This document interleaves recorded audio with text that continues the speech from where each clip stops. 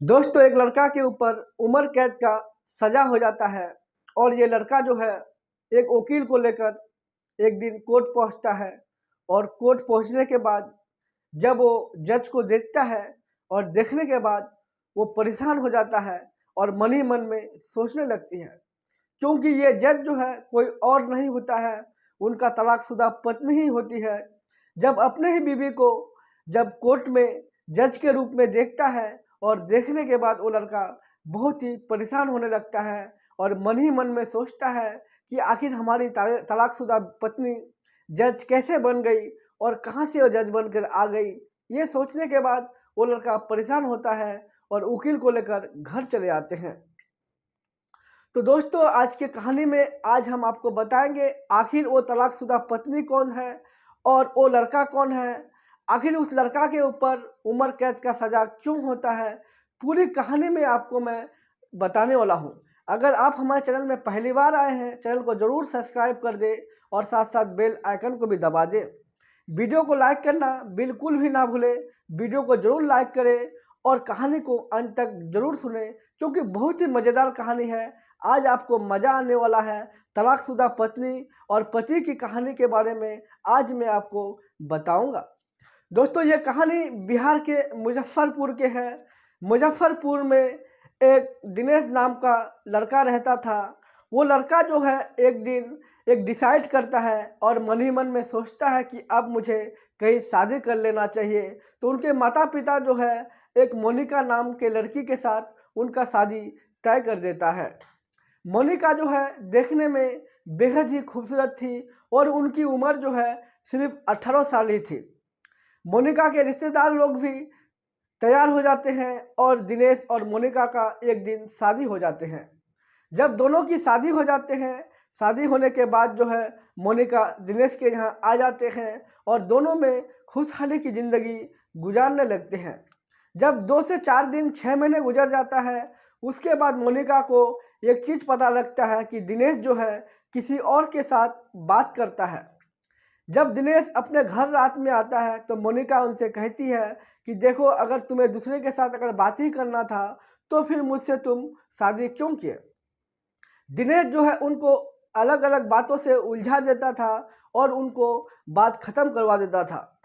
एक दिन दूसरे दिन गुजर जाता है और फिर तीसरा दिन जो है मोनिका उसको बात करते हुए देख लेता है और देखने के बाद जो है फिर से दिनेश को कहता है कि देखो, तुम्हें अगर उससे बात ही करना है तो उनसे ही शादी कर लो, अब मैं तुम्हारे यहाँ नहीं रहूँगा।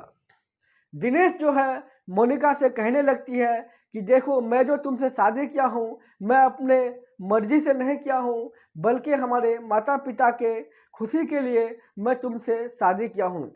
मैं जो हूँ किसी और से प्यार करता हूँ और मैं किसी और को शादी करने वाला था, लेकिन हमारे घर की वजह से मैं तुमसे शादी किया हूँ। अगर तुम्हें मेरे साथ नहीं रहना है, तुम मुझे डिवोर्स दे दो और तुम चले जाओ, मैं उनके साथ शादी कर लूँगा।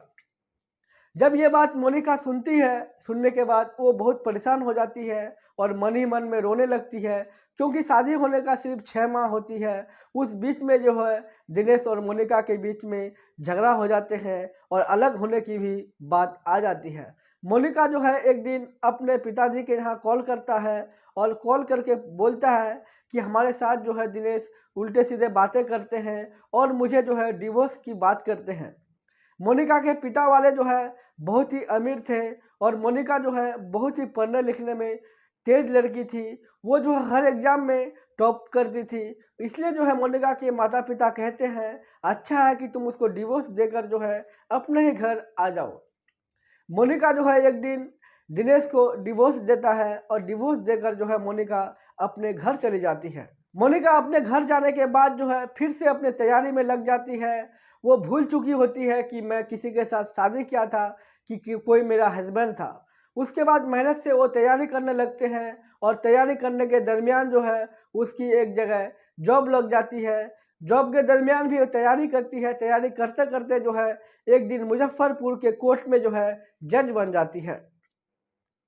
उधर दिनेश जो था, दिनेश उस लड़की के साथ हर रोज़ बातें करते थे, मुलाकात किया करते थे। एक दिन जो है दिनेश के गर्लफ्रेंड को कोई आदमी मर्डर कर देता है और मर्डर करने के बाद जो है उस लड़की की देहांत हो जाती है और उस लड़की के घर वाले जो है दिनेश के ऊपर एफआईआर दर्ज कर देते हैं। उनके घर वाले कहते हैं कि हमारी बेटी के साथ दिनेश ही बात करता था, उनके साथ वही मोहब्बत करता था, उसके सिवा हमारे बेटी को कौन मार सकता है। जब जाके पुलिस स्टेशन में उसके बारे में एफआईआर करता है तो पुलिस वाले आते हैं और दिनेश को पकड़कर जो है जेल कर देते हैं। जब दिनेश के माता पिता जो है केस के लिए जो है अब एक वकील को पकड़ता है और वकील पकड़ने के गवाही को ढूंढता है। गवाही ढूंढने के बाद हर जितने भी गवाही था सब जो है दिनेश के खिलाफ बोलता था। सब कहते थे कि नहीं दिनेश की ही गलती है, दिनेश ने ही उस लड़की को मारा है। जब वकील जो है अपने कोर्ट पहुंचता है, कोर्ट पहुंचने के बाद जो है जब गवाही को देखता है कि दिनेश के तरफ से कोई भी बात नहीं करता है, हर कोई जो है उसी लड़की के तरफ से बोल रहा था। और वकील अपने घर आ जाता है। घर आकर कहते हैं कि देखो अब तुम्हें मैं नहीं बचा सकता हूँ क्योंकि तुम्हारे पास जो है कोई भी गवाही नहीं है, अब मैं अकेला क्या करूँ। वो वकील जो है एक दिन दिनेश के पास जेल चला जाता है और दिनेश से बात करने लगते हैं। वो ये सब बातें बताते हैं और कहते हैं कि देखो तुम्हारी तरफ से कोई भी नहीं बोलते हैं, आखिर मैं तुमको कैसे बचाऊँ। दिनेश को जब डेट मिल जाता है उस डेट में जो है दिनेश को भी कोर्ट में पेश होना पड़ता है। दिनेश जब उस वकील को लेकर कोर्ट पहुंचता है और पहुंचने के बाद जब देखता है कि कोर्ट में जो है एक लड़की बैठी हुई है, ये लड़की कोई और नहीं होती है, उनके तलाकशुदा पत्नी ही बैठी हुई थी। और तलाकशुदा पत्नी को देखने के बाद दिनेश हक्का और बक्का हो जाता है और सोचते हैं कि हमारी मोनिका ही है, आखिर मोनिका जज कैसे बन गई। जब मोनिका दिनेश को देखता है और देखने के बाद मोनिका भी दिनेश को पहचान जाता है और जब दिनेश का फाइल को खोलता है और देखता है कि दिनेश को उम्र कैद की सज़ा हो चुकी है। मोनिका भी नहीं चाहती थी कि दिनेश को जो है उम्र कैद की सज़ा हो और मोनिका को पता था कि वो दिनेश जो है उस लड़की के साथ बात करता था, उसी के खातिर जो है मुझे उन्होंने डिवोर्स दिया है।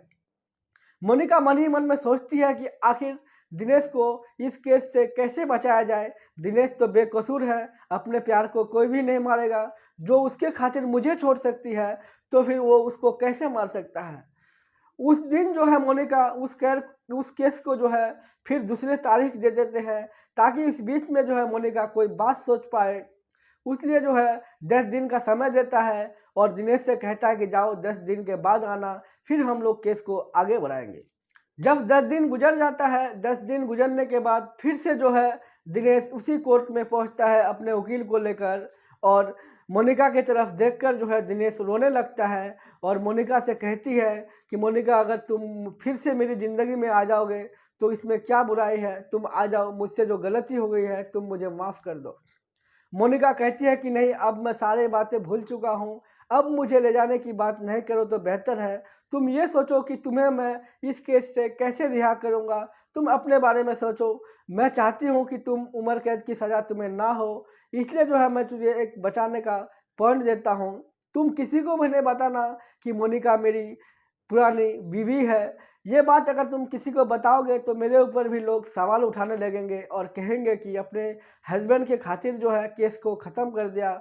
और मोनिका जो है इस केस के लिए फिर से डेट देता है और सारे के सारे लोग इसी डेट पर डेट आते जाते रहते हैं और उस लड़की के माता पिता भी कोर्ट दौड़ते रहते हैं, आते रहते हैं।